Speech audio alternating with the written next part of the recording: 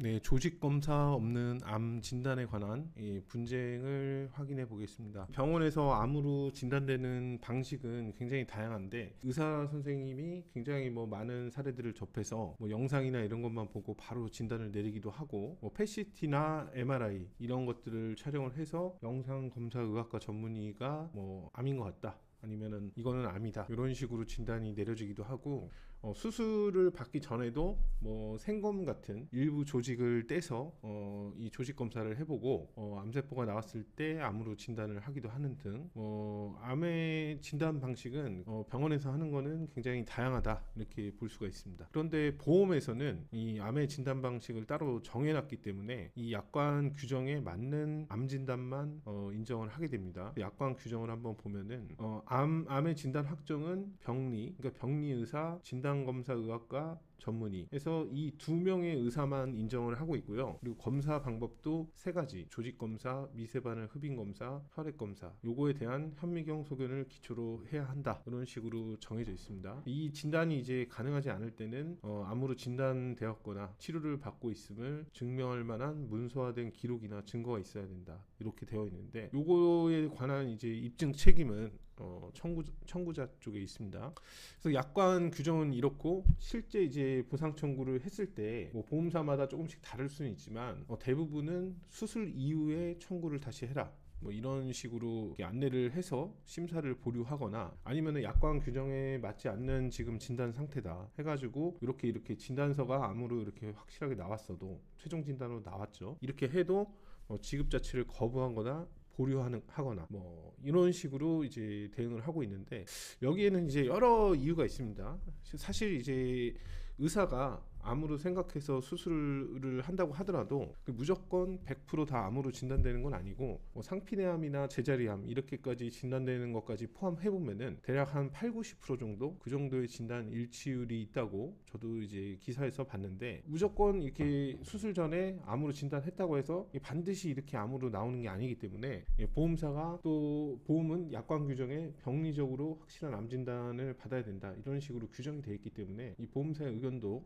무조건 불합리하다, 타당성이 없다, 이렇게 이제 볼 수는 없습니다. 그런데 이제 환자 입장에서는 수술 후에 조직 검사를 받지 못하는 그런 경우도 되게 다양하게 있는데, 예를 들어서 환자 선택으로 수술을 하지 않은 경우도 있고, 그 다음에 종양의 위치나 그런 것들에 따라서 환자가 가진 기저질환이라든지 연령, 이런 것들 때문에 조직 검사를 하는 게 굉장히 위험할 수도 있고, 수술을 하지 않은 경우, 그런 경우도 있겠죠. 그리고 최근에는 항암을 먼저 해서 경과를 보고 수술을 하는 경우도 있어서 여러 가지 이제 상황들이 있는데, 이 조직 검사나 수술을 하지 않았다고 해서 무조건 보상 처리가 안 되는 거는 맞지가 않는 겁니다. 그래서 저희가 처리한 사례를 하나 살펴보겠습니다.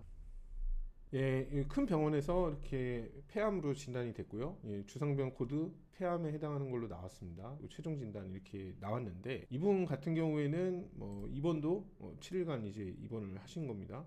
근데 차트에 어떻게 나왔냐면은 이제 폐 쪽에 결절이 확인돼가지고 그게 뭔지 알아보기 위해서 큰 병원에 내원을 했고, 이 병원에 입원해서 여러 가지 이제 검사들을 받았는데 PET-CT 검사를 받았습니다.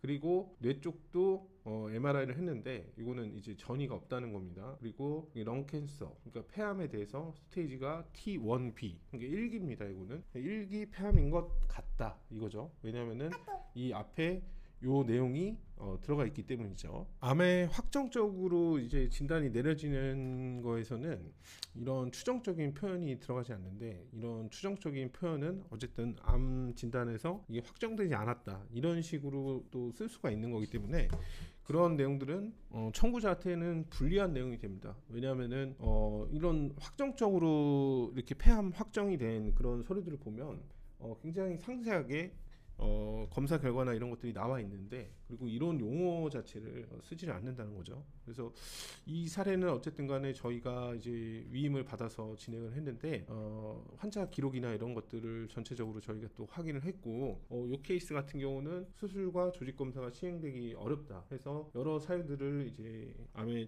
입증을 했고요. 그리고 암의 진단 확정으로 볼 수 있다는 추가적인 여러 증명들을 제시를 해서 분쟁을 해결한 케이스입니다. 이 암의 확정 진단이라는 입증은 청구자가 해야 되는데 수술받기 어렵거나 뭐 조직 검사가 시행되기 어려운 상황에서도 무조건 보상이 안 되는 건 아니고요. 잘 준비가 돼서 입증이 가능한 사례들은 문제 해결을 할 수가 있습니다. 그리고 보험사도 여러 가지 이제 이런 청구권에 대한 대응 방안들이 있기 때문에 보험사가 주장할 만한 그런 내용들에 대한 약점이 될 수 있는 부분들은 청구 전에 여러 가지로 완벽하게 준비를 한 상태에서 분쟁을 시작을 해야 되고요.